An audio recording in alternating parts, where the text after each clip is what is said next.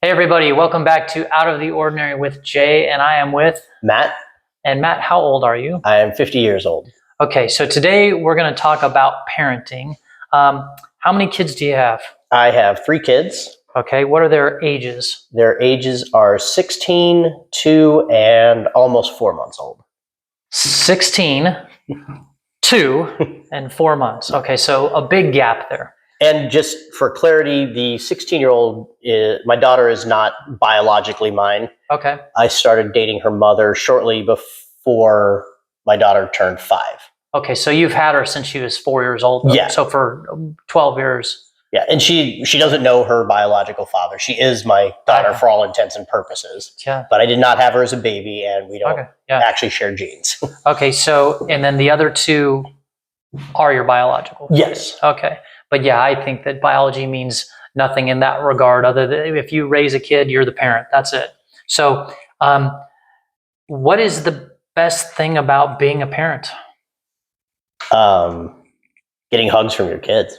Yeah. There's nothing better than that. You're trying to tell me a 16-year-old is going to give you a hug? Oh man, those are extra special because they're extremely rare. Oh, okay. It's like a Bigfoot sighting? Yeah, pretty much. Okay. I keep shaking the Yeah, that's table. all right. Okay, so wow, you've managed to pull off something not a lot of parents have even heard of or ever had happen before. A 16-year-old giving you a hug. Okay, so congratulations. She'll deny it if you ask her. Good, I'm sure. Oh, of course, they have to. That's the law. Right. She legally is obligated to deny it. Okay, so the hugs are the best part about being a parent. Is there anything else that you really like about being a parent? Yeah, when they work hard at something and accomplish it, whether it's acing a test, playing great in volleyball, rolling over for the first time, and you just see how excited they are, and it just makes you so proud of what they accomplish. Yeah, I could totally see that. How if they accomplish something meaningful, how as a parent you'd be like, "You got it!" You know, I'm sure that is quite amazing. Let's go the other way real quick. What is the worst thing about being a parent? To me, the worst thing, because I feel like I was... Maybe that's not the best way to play it. The hardest thing, or I was logically aware of the difficulties, most of the difficulties of being a parent going into it. The one that I didn't really think about and I wasn't prepared for, and I think is hardest for me, is being a parent is existing in a constant state of fear for your children's health and safety.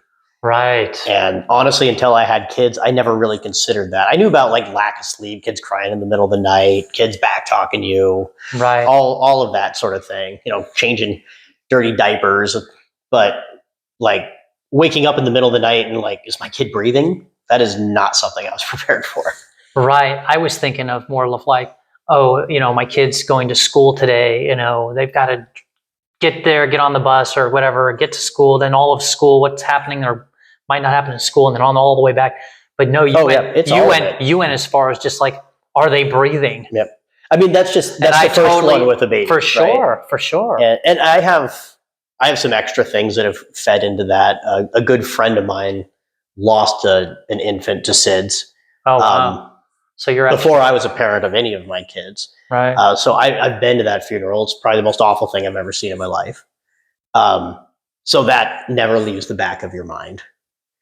And then my son, who is now 2.5, was 8 weeks early. And fortunately didn't have any real problems. Like he lived in the hospital for 4 weeks with a feeding tube, like learning how to eat and grow, but he didn't have the medical struggles a lot of the other kids had in there. We were very lucky. Right. But it was a trip because for 4 weeks, we'd go visit him anytime we wanted, but he wasn't home, which kind of sucked. But at the same time, he was around medical professionals 24/7. He was connected to a heart and breathing monitor 24/7. Right. And he was doing great. And one day they're like, okay, you can go home, with almost no warning. And it was like this giant shock to us, to my fiance and I. Here you go. Like, yeah, this kid we've been monitoring round the clock for 4 weeks can just go live in your house. It's all you.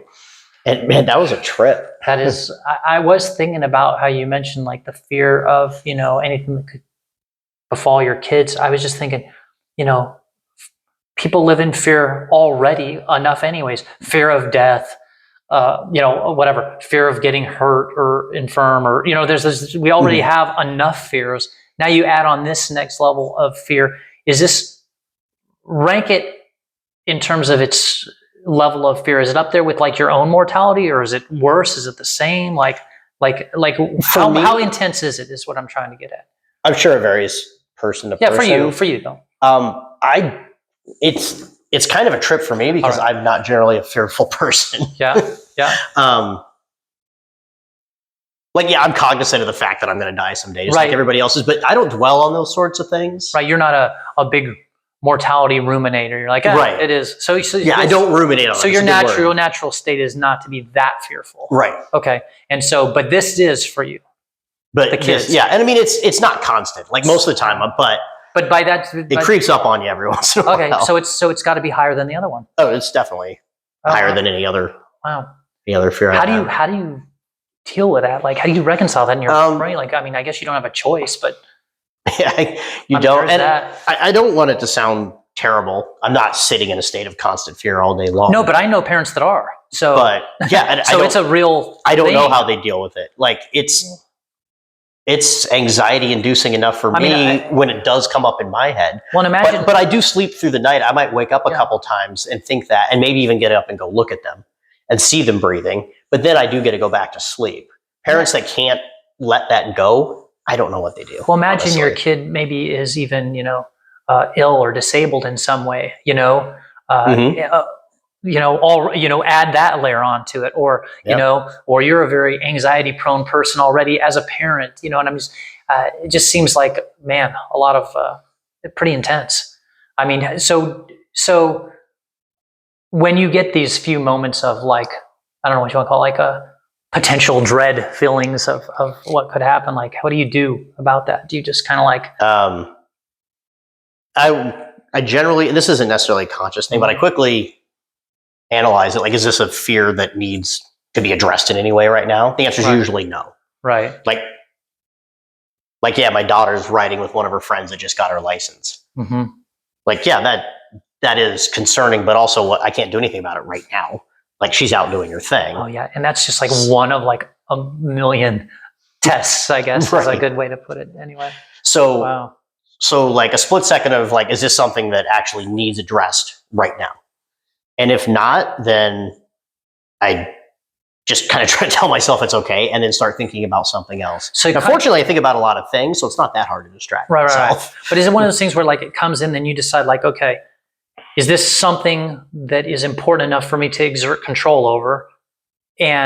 Or even can I exert control over it? Can I even exert control over it? Is that kind of the basis, and that's how you kind of work through things? Yeah. That makes sense. And most of those fears are not anything you have any control over. So what's like I know we talked about the best thing and the worst thing, but what's like a particular, like what are some of the challenges of being a parent? Some of them are the obvious ones, but when you're living in it, you're like, yeah, this really is hard. Like, our 2-year-old had started sleeping through the night. Right. And now he's doing, I think the term for it's sleep regression. Okay. Now he wakes up in the middle of the night, can't find his binky, wants his milk, had a bad dream, who knows why. But now he does that 2 to 4 times a night on average. And we have a newborn that is supposed to be waking up in the middle of the night asking for food. Oh, man. And they, of course, are almost never on the same schedule either. Right. Or they are at the worst possible time. Like, babe, I got her, I'll go feed her. Or she says the same thing to me. And then as soon as you get down there and start feeding her, the other one starts needing something. So you were trying to let your partner sleep. Yeah, it kind of like, I know people talk about a lot about, you hear the whole term work-life balance all the time. It just seems like being a parent, like that's almost like good luck with that. Yeah. I mean, is that kind of like, what do you think about that? It is kind of a good luck with that for a few years. Like 18? Well, or does it get easier as they get older, maybe because they're little? In that way, yes. Yeah. Okay. In other ways, it gets a lot harder. Right. Like once they start knowing everything, that's a whole different set of frustrations. Right. But like my 16-year-old, for example, she's awesome, but she's a pretty typical teenager in that she doesn't actually want us to bother her most of the time. She goes to her room and she's doing homework, watching TV, drawing. Oh, I agree with you. There is an age with not all teenagers, I hate to stereotype, but a lot of teenagers, maybe a super majority, I don't know, but between the ages of like, I don't know, maybe 15 and like 23, where the parents don't know anything. They're certainly not cool in any way. Nope. You'd rather be without them, maybe, even if you could financially do it. And then something flips around 24, 25, and they're like, oh, they kind of knew some stuff. They weren't so bad, but weathering the storm for parents through that age of 14, 15 through like 23 or whatever, that 24, somewhere in there, whew, that's a lot to weather. That's a big storm and a long storm. It is. I'm not saying it's a hard and fast rule, but I have seen it quite a bit. But unless they were supposed to come home and are breaking curfew, at least that's not affecting you sleeping at night. Right. So, what is something only a parent could understand that people that don't have kids couldn't possibly get? I feel like that's kind of overdone, because I've known people that become parents and just think non-parents just don't get anything. Okay. But there is just like giving up a huge amount of control over your own time that it's just kind of hard to picture if you're not a parent. Right. Like the kid's crying over nothing, and that you want to finish whatever you're doing. Right. And you know they're crying over nothing. It doesn't matter. They're crying. They at least think they need you, even if they don't. And so you're going to go deal with it. Even if it logically doesn't need to be dealt with, you're going to. And you're going to miss the end of the ball game. Or if you're a good parent, you're going to be late to whatever you're trying to go to. Yeah. Yeah, I think another thing that came to my mind is the way I've, because I talk with a lot of people, is that, the idea of loving something so fully, so completely, more than even yourself. I can't imagine, that would be different than people that maybe didn't have kids. Yeah, I think people that haven't, some people that don't have kids do feel that way about somebody else. But I think the vast majority of people that have kids absolutely feel that way about their kids. I mean, whereas only some people that don't feel that way about any other person. Right. Okay, so the $1 million question, the last question. Should people have kids? I mean, take your time. It totally depends on the people. Like, first of all, if you don't really want kids, don't have kids. Like, unless there's some situation where we have to, increase the population or everything's going to collapse. Like, we just need bodies. Like, don't have kids if you don't really want. Can I give you a counter, or sort of a little argument to that? Is I feel sometimes some of the very people that are like, nope, I'm definitely not having kids. I'm going to be a rocket scientist, and I'm going to be very financially secure and very successful. Blah blah blah blah blah. And I'm like, dang it, that's one of the ones that should be having kids. Well, you're basically describing the plot of Idiocracy. Oh yeah, right. I'm like, yeah, that's what I think it is. Like, I'm like, some of the very people that would probably be great at parenting, have great resources, right? And all these things don't. And then meanwhile, any two teeny boppers in the middle of America can hump and get it on, and all of a sudden they've got kids. They definitely shouldn't have kids. But so, okay. So, but those people with all those resources, that's all well and good, but kids need to feel like they're loved and belong more than anything else. Mm-hmm. So if you're not going to feel that way about your kids, don't have kids. Well, okay, I agree with that. But what about, so you're saying they require a lot of attention, a lot of love, a lot of whatever. Like, what about people that both are career-oriented people, and, maybe one or both travel, and, they got a nanny and all this stuff. Like, what about them? I'm saying if you don't want kids, don't have kids. Oh, I see. If you want kids and one of you has to travel a lot, or even if both of you do, and you spend as much time as you can, but it's not as much, and you have a good nanny, like, you still want your kids. They still know they're loved. In other words, intention matters. Yeah, I'm not telling people how to parent. I'm just telling I understand. Intention matters, motivation matters, right? It should be purposeful, hopefully, in your which they're not. I forget the comedian, but he's like, oh gosh, who is it? Anyway, his joke is basically, it's it's the Dead Bob show at the Renaissance Festival. And he's like, he sings this song to the kids. It's a little kids thing. And he's like, you're all accidents, you know? My daughter actually got up on stage as the little girl that sang that song at one of those shows years ago. There you go. So you know the thing. All right. That's our thing on parenting. I can actually tell you the whole song. Okay, do please, because I don't remember it.